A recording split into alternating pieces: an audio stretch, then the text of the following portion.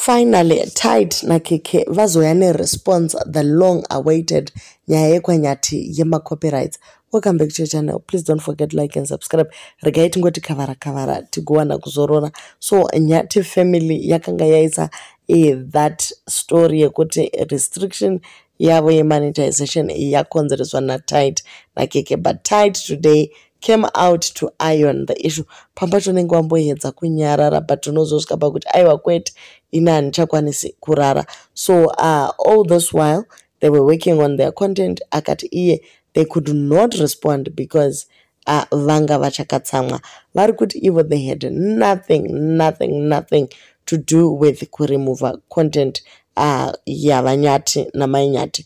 Vari kuti ivo they spent so much money to come to Joburg to meet this couple and havana competition nevanhu vekwanyati ava because their boss ane mari yakawandisa billionaire or trillionaire or zillionaire, so anogona kungovabhadhara vese, saka havana chakaipa chavanofungira vanyati. Vaexplainaivo zvakare vakati kubva zvavakabva ku Cape Town rwendo rwese vakafamba vachitora mavideos, pavakazosangana kuairport vakatora mavideos. Vanyati ndobva vakumbira kuti imimi since muri kave maiPhone dzichitora zvakanaka maiPhone aya, ndokumbira munditumirewo clip, asi ndokumbira kutanga ndabvunzisisa kuti kana ndatora clip iri ramuchanditumira ndikariisawo pane yangu vlog handizorohwe here necopyright. Ivo vakamupindura vakati aiwa iwewe ukaita storytelling nenzira yako hapana. Avanotorevesa vana Tide, you can have the same story but you can report it differently, sekungoti tiri vanhu vakasiyana. So they were not supposed to be hit by a copyright. Saka iye ari kuti throughout their journey vakatora mavideos, pamwe pavakazoenda nekurestaurant zvakare vakanotora mavideos. Vanyati vakatopuwawo mamaclips ndobva vatosenda zvavo pachannel pavo. So the following morning, that's when you woke up to a lot of calls that came in achitaura vanyati vakutaura kuti varowa nestrike, or actually it wasn't a strike, it was like their monetization was removed. So Tide ari kuti iye he had nothing at all to do with that, and aramba ongotaura mashoko aya vanhu vekwanyati vedu ndinokudai ende ndinotodawo kuti mukure. Aramba ongomadzokorera mashoko iwayo, and you could see kuti it is coming from deep down. Ari kuti akabatsira content creators akawanda kuvhura mapage kumamonetizer zvakare, since no one was able to share that information. So kuti masocialites angari selfish neinformation iyoyo. Saka ari kuti iye chero vana Mpengorobi, chero vana Just Now navamwe vakawanda vaari kubatsira kumonetize mapage avo, hapana mumwe musi waakambovaitira utsinye. Why ozoitira utsinye vekwanyati? Vataura zvakare mabudgets avo kuti they spent 20,000 plus kuenda ku Mpumalanga, hiring a car, getting a hotel, getting my short notice flights from Cape Town to Joburg number 10 calculator, plus the bill they also had. Makaona kama inyatimi paya vakasumuka vakasenga zvimapaper bag kuratidza kuti they spend so much money. Saka vari kuti ivo nemhaka yei tichispenda mari yedu kuti tiuye tizovharisira vamwe page, and we see their struggle. Kiki azombokanda kakamwe kapunchline apo kanzi vanotonzwisa tsitsi, vanoda kunzwirwa tsitsi, but we saw maturity muna taita. But aiwa Kiki chirega kudaro wakatsamwa, hatitauri zvinodigrada vamwe kana takatsamwa kudaro. Okay, so he understands the struggle inoitika kana uchitokura sacontent creator. Tombozvionawo kuti pamwe pacho unozombotukwa nevanhu utosha ko vanhu vanonditukireiko zvandiri kungoitawo hangu content yangu. Okay, so the major problem panyaya yavo zvazodiscoverwa kuti no man, pane munhu external factor iri kukonzeresa.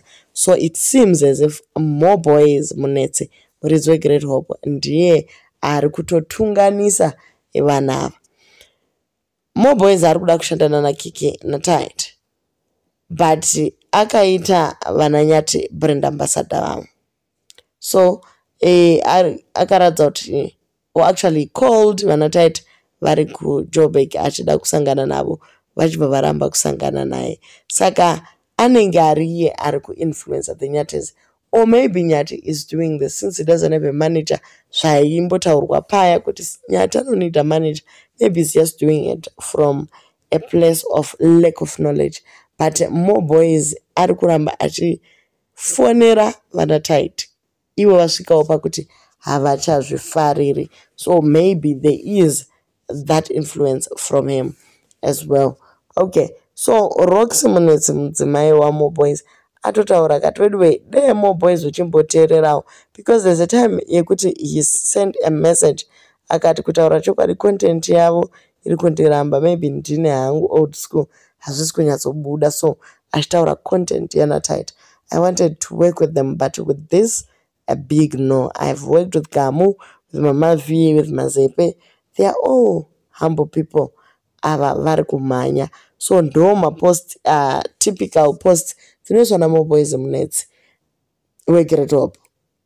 Ivo vanataiti vari kuti aiwa isu hatina kana problem because hatidi kushanda naye nekuti mari yaanobhadhara yacho ishoma shoma. So mudzimai waMo Boys ari ambonyorawo post yake kuti wedwe ndakambokuudza my husband kuti buda mumastreets plus imbomira zvekuita bridesmaid wananyati, siyirawo vamwe, just signpost them kune rubatsiro.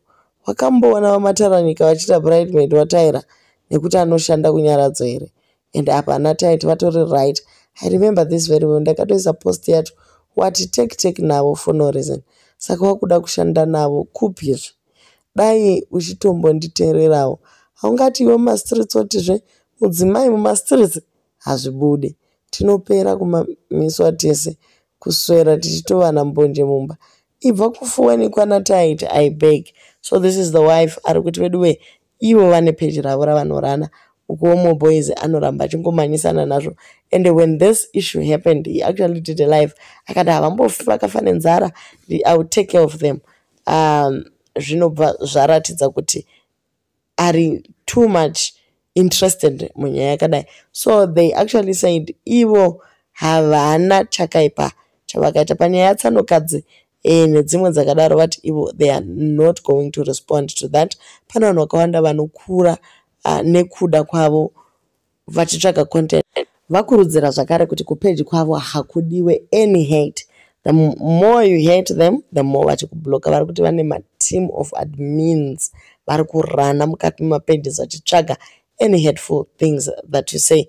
Vanhu vakubvisai, and vataura zvakare vakati havasi kuzombokunyengererai maZimbabweans ndosika vachiita their content in English kuitira kuti igo reach out to many, and they've also invested in other businesses kuitira kuti social media chero ikanzi kwai yazodii vane backup plan. So they're just encouraging people to work hard. Vaya vanotaura kuti taitenda kutsvaga basa, he's actually well up in terms of my investment and all, and paakwira guys amena akadzika. So ndo nyaya yavo yavari kutaura kuti the Nyates, we did not do anything chinoita kuti mubvisigwe monetization.